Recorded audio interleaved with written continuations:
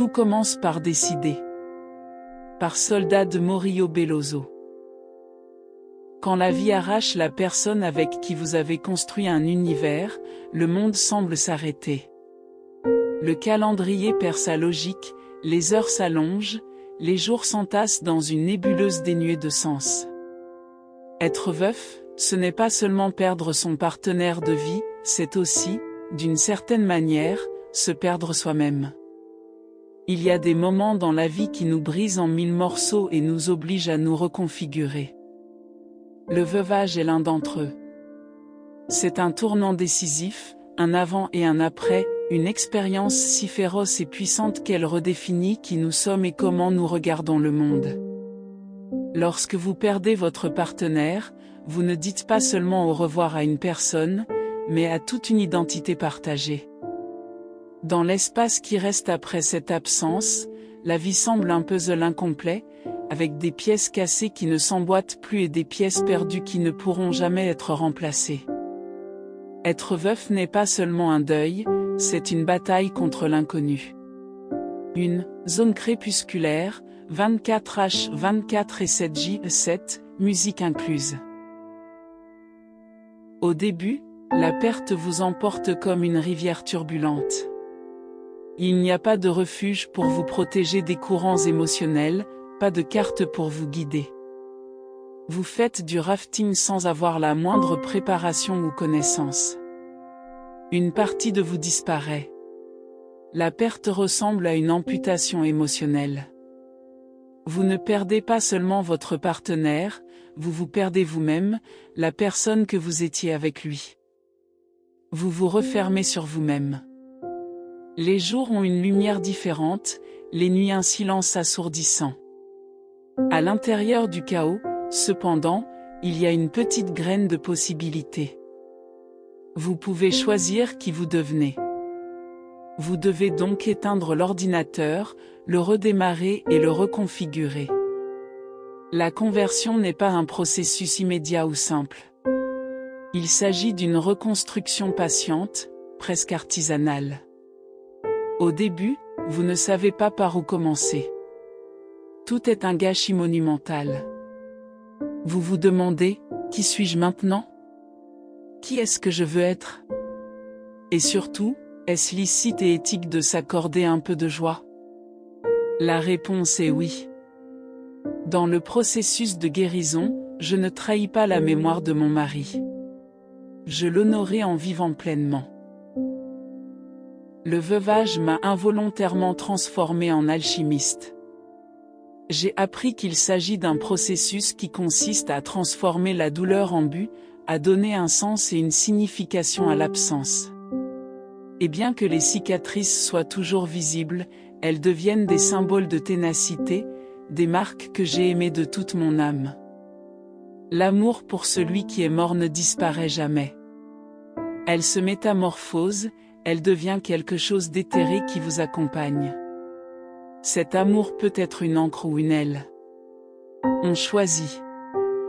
Je peux lui permettre de s'accrocher au passé, passer toute la journée à lécher mes blessures, ou je peux le laisser morner, me propulser à m'envoler vers un avenir bon. Parce que je sais quelque chose, la vie n'attend pas, ça continue, ça coule. Et il ne demande pas la permission. Le deuil est le point de départ, pas la destination. Et même si je ne serai plus jamais la même personne qu'avant, je peux choisir d'être quelqu'un qui a du sens. Quelqu'un qui honore le passé et embrasse le présent, quelqu'un qui construit un avenir, malgré la peur.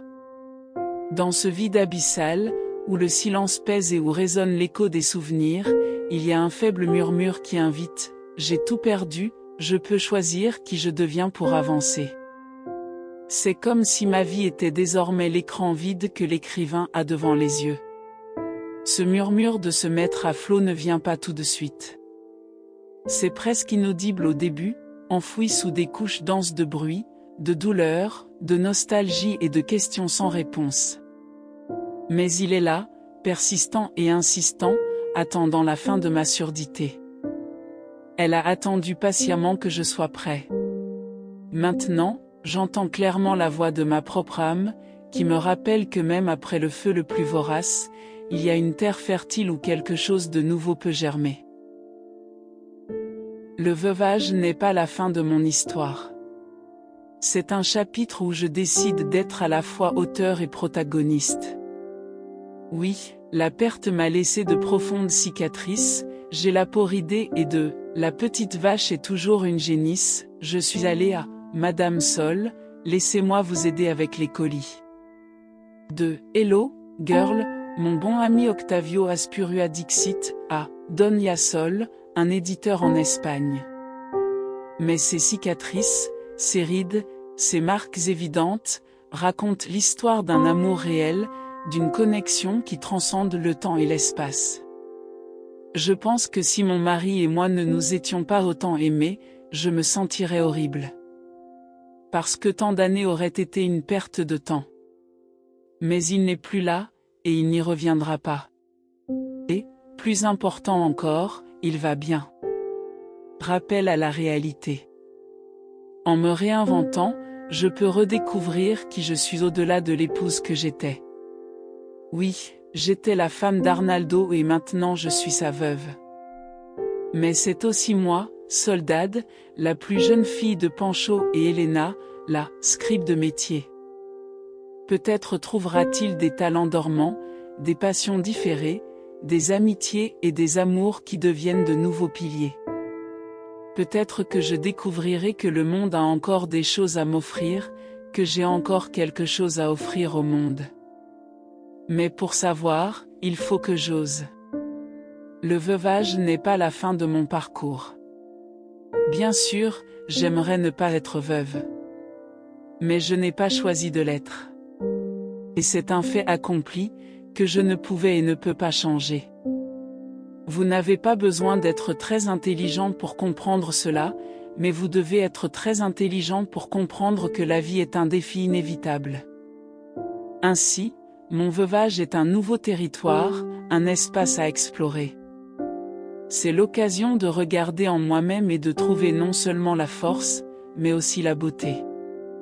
Parce que si la mort de mon mari m'a transformée, elle me rappelle aussi que chaque jour vécu, chaque décision prise est une œuvre d'art.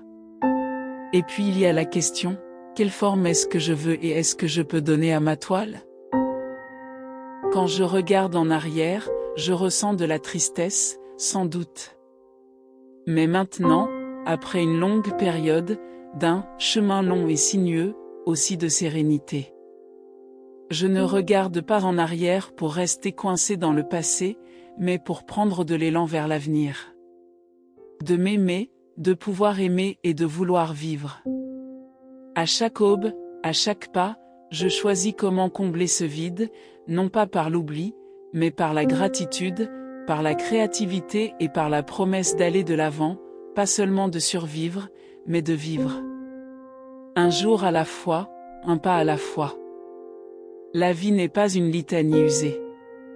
C'est un sonnet que nous écrivons tous les jours. C'est ce que j'ai appris. Ce sera la dernière note que je publierai à ce sujet pour l'instant, car bien que ce soit un soulagement, c'est aussi écrasant pour moi. Et d'ailleurs, mes lecteurs attendent de moi des choses qui parlent plus de leur vie, pas de la mienne. J'espère que mes prochains textes seront plus gentils et plus divertissants. Sur la cuisine, les voyages, l'art, la littérature, le cinéma, la politique, le Venezuela ou le monde, ou toute absurdité qui me traverse l'esprit. Merci pour toute la patience que vous avez eue pour moi. Et s'il vous plaît, lorsque vous rencontrez une veuve ou un veuf, soyez doux et gentil. Cette personne a le cœur brisé. Et à ce jour, personne n'a trouvé comment réparer un cœur blessé. Merci bien de m'avoir écouté.